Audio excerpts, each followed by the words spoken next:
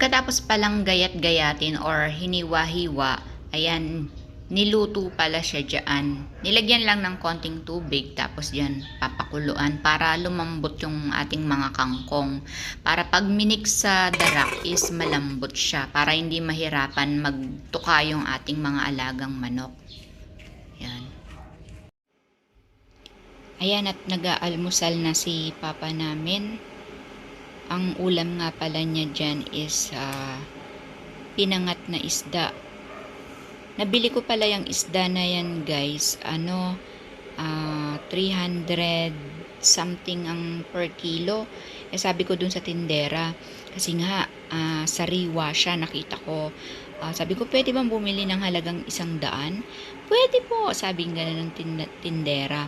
So ayan nga, halagang 100 ang binili ko, tapos siguro nasa 8 pieces siya. Ayan nga, at pinangat ko nga siya. Nilagyan ko lang siya ng kamatis, sibuyas, at saka ng luya. Tapos pinakuluan ko lang siya. Tapos nilagyan ng asin, at ayan na nga. Tapos dahil meron akong tanim na gulay, nilagyan ko din siya ng sitaw, talong, at saka yung okra. Para naman may gulay yung ating sinabawang isda.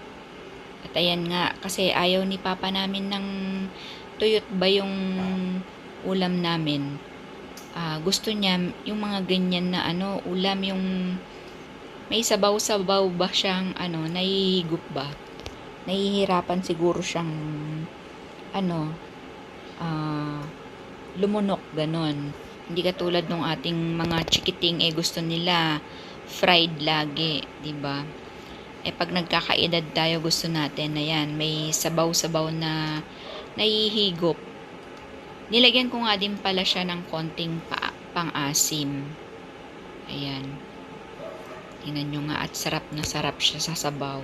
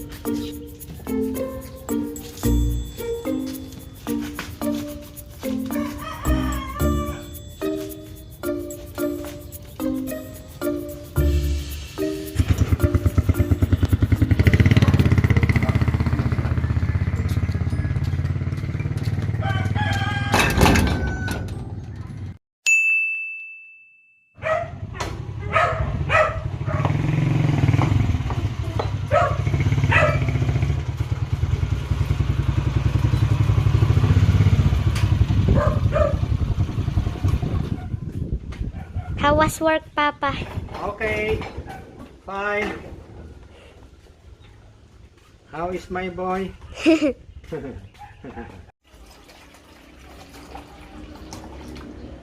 What are you drinking, Papa?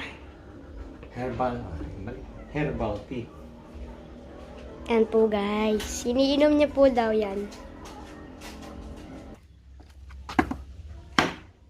Yan po, guys. Sinaayos niya po yung kahoy po. Naalis yung papo. Naalis ka.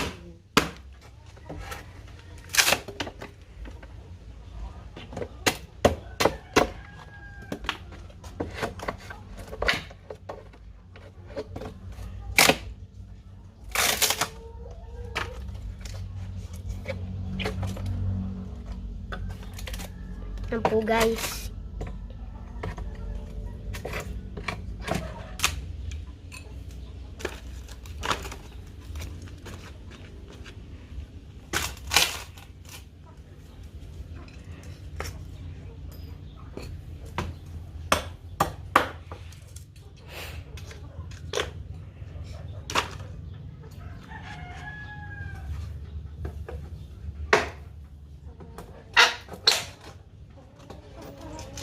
Yan po, guys. Sinaalis niya po yung mga kahoy po at yung mga pako po.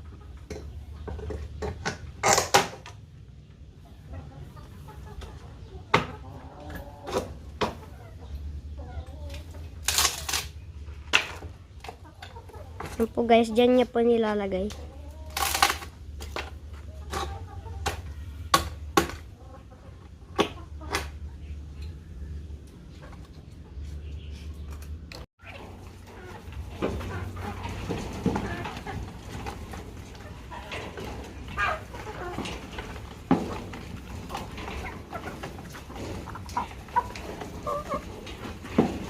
Ang pinapakain po sa kanila po guys ay yung darak po.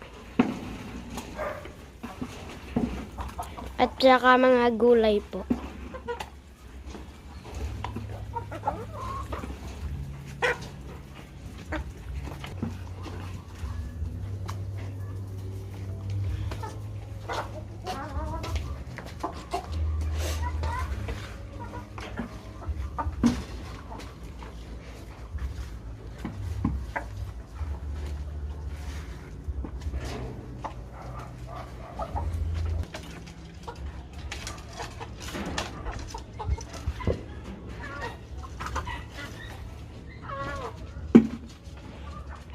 Ito po guys, mga healthy po yan. Ito po kasi nagkasakit po.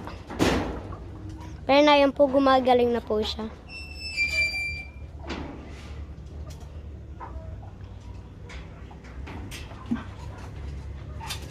Paano ginagamot niyo po dito? Gamot. Ang palaya lang.